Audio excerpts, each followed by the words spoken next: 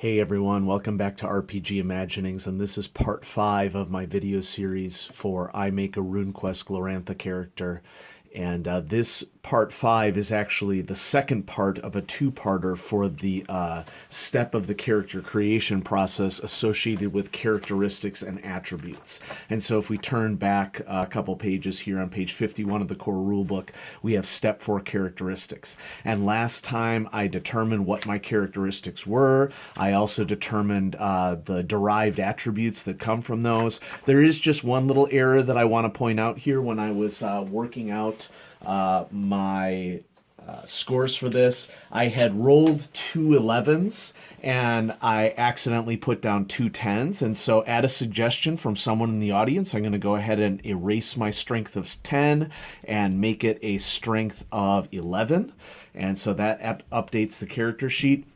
One of the things that I'm going to be doing in this section is we're going to finish off this by doing skill category modifiers. And for those of you who might be interested in Dungeons & Dragons or know Dungeons & Dragons, one of the things that has been a classic aspect of Dungeons & Dragons for a very long time is whatever your character's key characteristics are will influence the base chance for skills that are associated with that. So, for example, if you have a modifier for a high intelligence score in Dungeons & Dragons, all of your intelligence-based skills may get a boost. There's a similar system here in Runequest, but it frequently depends upon multiple characteristics all feeding into the same thing. And so what I have here is basically just a blank piece of paper. And what I'm going to do is at the top, I'm going to write skill modifiers, and I'm going to write down everything that we've been working on up until this point that could affect skills. And so the first thing that I want to do here, which I had written in the margin of my character sheet in a prior episode, was to write down the modifications to various skills that I'm going to get as a result of historical events. So I had a +5 battle, a +5 battle, and a +10 battle from various events in my character's personal past. And so we're going to add all those together so that we know that there's +20 battle. I also have some reputation here. I also have 500 of the money for the game. For the world, for Glorantha. So I'm just going to go ahead and write down my reputation of 6 right here. That may change as we continue with the game. I'm going to go ahead and put down my base income. Well, actually, you know what? I'm not sure that might be a revolving value, so I'm going to wait off on that. I'm just going to circle this 500 here to note that that's an example of some starting cash that I have. Actually, you know what I should do down here? Let's go ahead and snag max encumbrance is 11. Okay, due to my character's strength of 11. And I'm just going to write down here under gear, treasure, etc. that I have 500 monies. Okay, now you'll notice on page 2 of the character sheet that there are yellow headings for various skills. So skills in Runequest are grouped into categories based upon where they are and what sort of vocation, I guess, they're related to. And notice how for Runequest Glorantha, knowledge is a critical aspect of this world. Your ability to understand your enemies, your allies, neutral parties is a critical aspect for making this world come alive. And this is different from a lot of systems that pushes knowledge sort of to the background and emphasizes more kinesthetic skills or battle skills. And so the next part that we're going to do here for skill modifiers is, in addition to the base chances common to every human, your adventurer's skills may be increased or decreased by their skill category modifiers. These simulate the natural ability or raw aptitude with groups of related skills. And there's some more information here, but I think that it's good for us to just dive right into it, okay? And so our first grouping of skills is agility. And we're going to determine our modifier for agility skills by considering strength, size, dex, and pow all simultaneously. Notice how that if you have low scores, you actually may get a minus or a plus, depending upon what you have. Like if you look right here, there's a bonus if you're small, because I guess it makes you more lithe. But we're going to especially be looking for skills that are in the 13 plus range. And as we look at our character sheet, one of my two greatest skills are con and size. Size does factor into it, and so since I'm a bigger individual, I'm actually going to get minus 5%, excuse me, for my agility skills. And that makes sense because I'm a bigger individual. Ezreal is huge, size of 18, and so it isn't easy for her to get out of the way of things. Let's move on to the next category. Communication skills. These are also critical, it seems, for the world of Glorantha. Intelligence, POW, whoops, I should make sure that this is in the frame. Intelligence, POW, and charisma are going to factor into this. I have a pretty average character here. I have a charisma of 12. That doesn't add anything. POW of 14, no additions. Intelligence of 14, no additions. So my communication modifier is plus 0%. Now, knowledge skills. This is where intelligence and POW are really going to come in. My intelligence is 14, so I'm getting a plus 5% boost for that and nothing from POW. So there's our first real bonus here to knowledge skills. Let's move the book over to the side. Next up, magic skills. Okay, based upon POW and charisma. My charisma is 12, so no modifiers there. My POW is 14, so my magic is plus 5% to all skills that fall in these categories.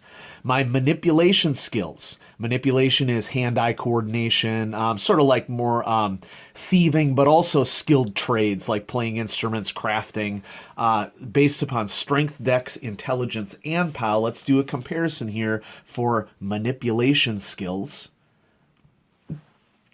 Strength, for me, no modifier.